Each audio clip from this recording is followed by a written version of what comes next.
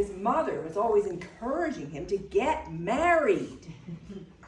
Well, John, enjoying having so many girlfriends, was finding it hard to pick.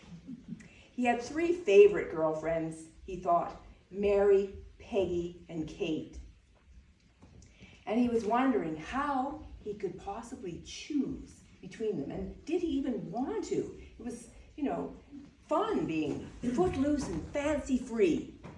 But his mother was getting a bit naggy, so he came up with a plan. Now, a man died in their village, and there was a funeral, and everyone went. They went to the graveyard and saw him buried.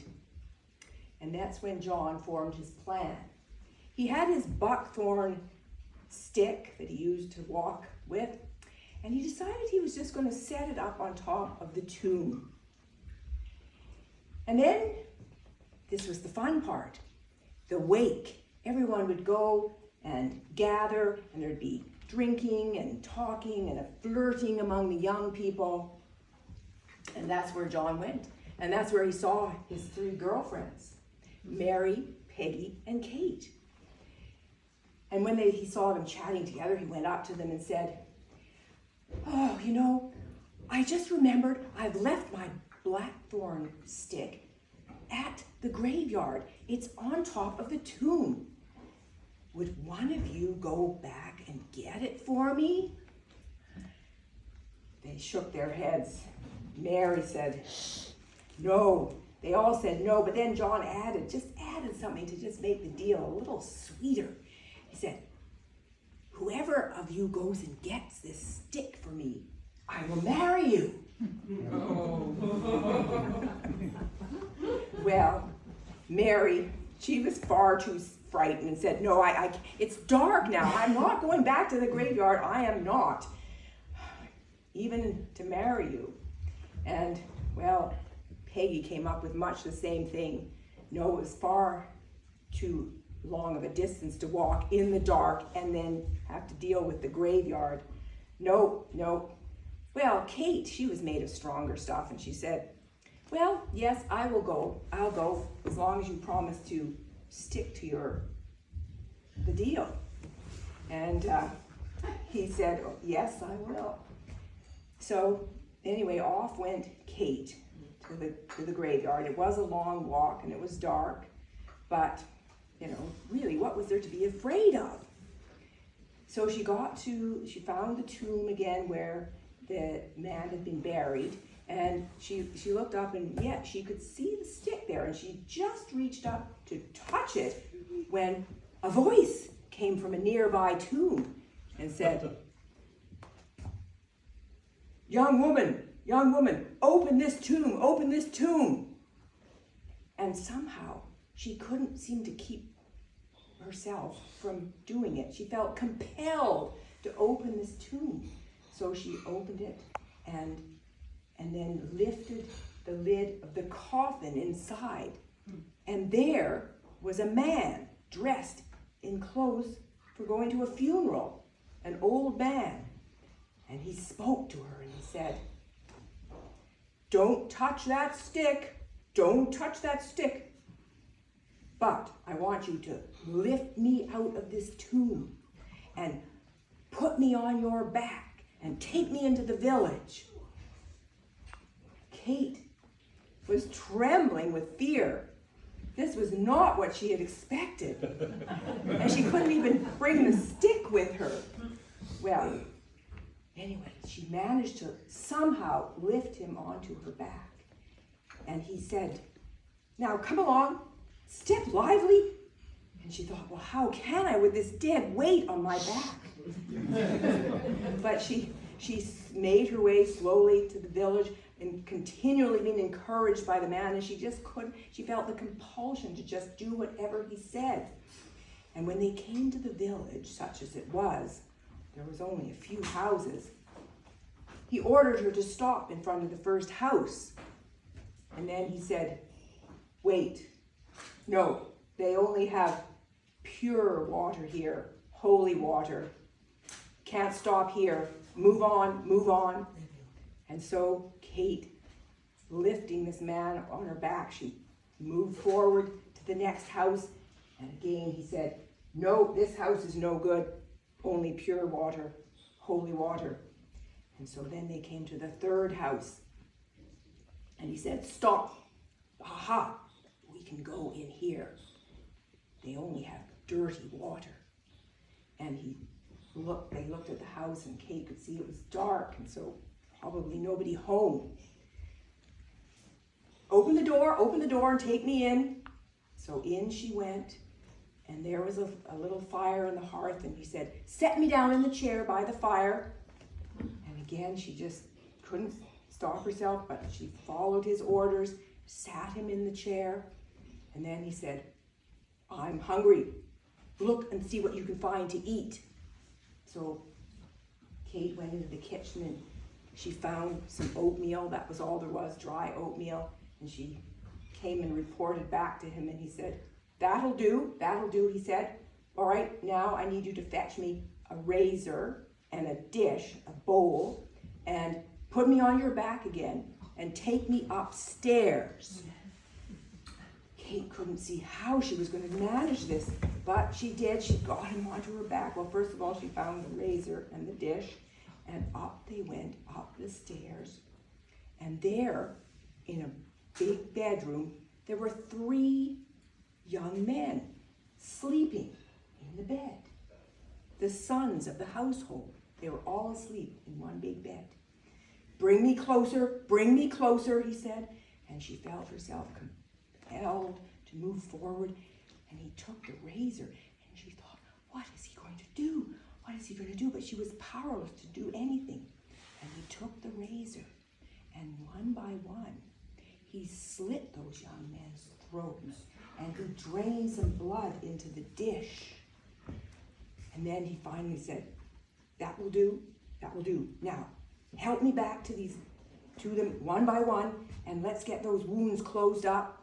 So she did, and he used his hands, and he pushed together the skin, and soon it appeared like nothing had happened to them, except they were all lying there, and all appearances dead.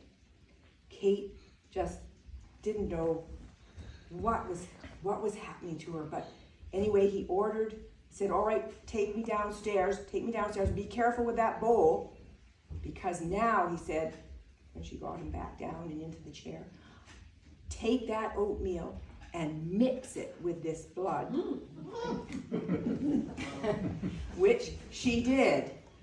And then he said, all right, divide it into 2 bowls and give me one. And yes, he ate it, and she, at the same time, ordering her to eat hers. Well, finally, Kate began to feel some power coming back to herself, and she decided not to eat it. She had a kerchief around her neck, and instead of putting the food into her mouth, she put the oatmeal and blood mixture into her kerchief. And then the man said, when he'd had it, he said, all right, he said, have you finished yours? And she said, yes, even though she hadn't. He said, all right, you must get me back to the graveyard now. So come, hurry, clean up here. So Kate washed the dish, and she took off her kerchief, and she hid it behind the door in the kitchen. And then she came out and said, all right, I'm ready. So she got him onto her back again, and they went out the door, and he said, now I want you to take me home a different way, home to the graveyard. Take me home by the Gortna Lakna, which is a field with the stone heaps. And she knew it. Everyone in that area knew that, the Gortna Lakna. And anyway, so off they went towards that place.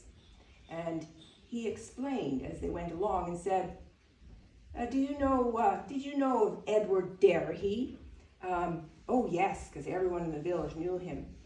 Well, he was my father, and we used to own that land, the Gortna Lakna, but now it's owned by the house, the people of the house we were just in. You know, he chuckled. He actually chuckled. He said, you know, the Gortna Lakna, the Lakna, the stone heaps. He said, under those stone heaps, there's 3 of them. There's our treasure, our family treasure is buried there. So 3 pots of gold. I bet you didn't know that now, did you, Kate? No, I didn't, but yes, very interesting. And then he said, well then, the cock crowed. The cock crew once. And the man said, Kate, you must hurry. You must get me back to the grave now. Well, Kate didn't feel like hurrying. I mean, he was heavy. So she slowed down. And the man kept saying, hurry, hurry, get me back to the grave. The cock crowed again. You must hurry. But she didn't. She dragged her feet, and the cock crowed the 3rd time. Oh, Kate, move it, move it. Oh, I am so angry with you. Well, they got back to the grave, and as she was lowering him in, Kate thought to ask, now those young men that are dead, I mean, is there anything that could have saved them? Oh, they're dead, all right, he chuckled. No, there's nothing can save them now. What do you mean, said Kate. Well, he said, if you had just saved some of your oatmeal mixture and given them 3 bites each, why, they would have been restored to life, but you've eaten it, so that's a done deal. And then as she lowered him into the coffin, he said, and the reason I'm so angry with you, Kate, is that if you had got me back here before the cock crowed the 3 times, why, I could have taken you with me. But it's too late now. All right, so I can't do anything with you. I'm afraid. Close up the tomb. So she closed the coffin and the tomb, and she grabbed the blackthorn stick, and off she went. Well, when she got home, she was just exhausted from her night, and she fell into a deep sleep. In the morning, her mother tried to wake her. Kate, wake up! Our neighbor, the 3 sons have died in the night. Come on, you must get up. We must pay our respects to them. Well, Kate just said, I'm too tired. I'm going back to sleep, which she did. She woke up later in the middle of the morning and felt refreshed. She felt ready to go back to that house. And when she got there, the mother and the father, particularly the mother, was wailing because she'd lost her 3 sons all in one night. Anyway, Kate said to the father of the house, the man of the house, she said, what would you give to the person who was able to bring these boys back to life? And he said, well, there's no hope of that. I mean, they're dead. She just said, again, what would you give? Would you give your eldest son in marriage to the person who could bring these boys back to life? Yes, of course, anything, said the father. Well, also, she said, would you sign a deed to the Gortna Lakna, to the person who could bring back those sons of yours to life?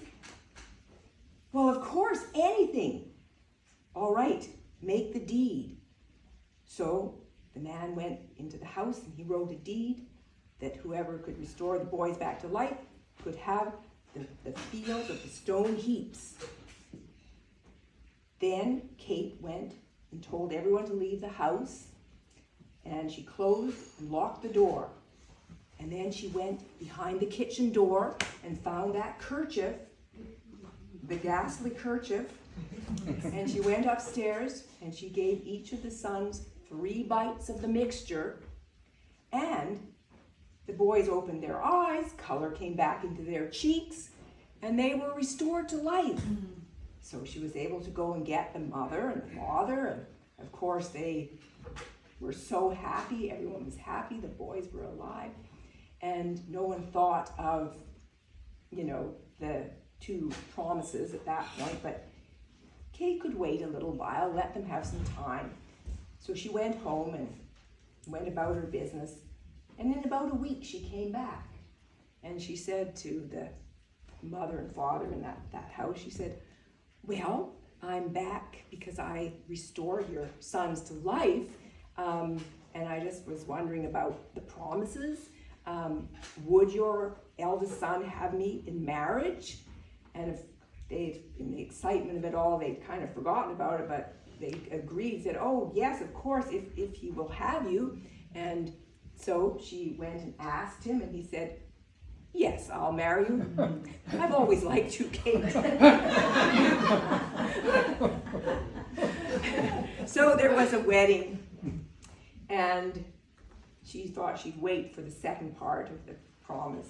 And after about a week after the wedding, she said, all right, I'm bringing out this deed, and now I am the owner of the field, or we are. She included her new husband. He kind of owned it before anyway, I guess. But anyway, she said, all right, I want to gather together as many people in the neighborhood who have shovels, and we are going to go and dig around the Loch Ness, the stone heaps. And they didn't, well, I assume they probably asked a few questions, but anyway, they went and dug, and sure enough, they found the treasure. And they had 3 pots of gold, which they were able to use in the family and in the village, and they became a prosperous family thanks to the pots of gold, and for many generations. And Kate, she became a wise woman. The Irish word has gone out of my head, ban fasa. And she became a wise woman as she matured, and they lived happily. And I will just mention that if John at the beginning of the story ever got married, I never heard about it.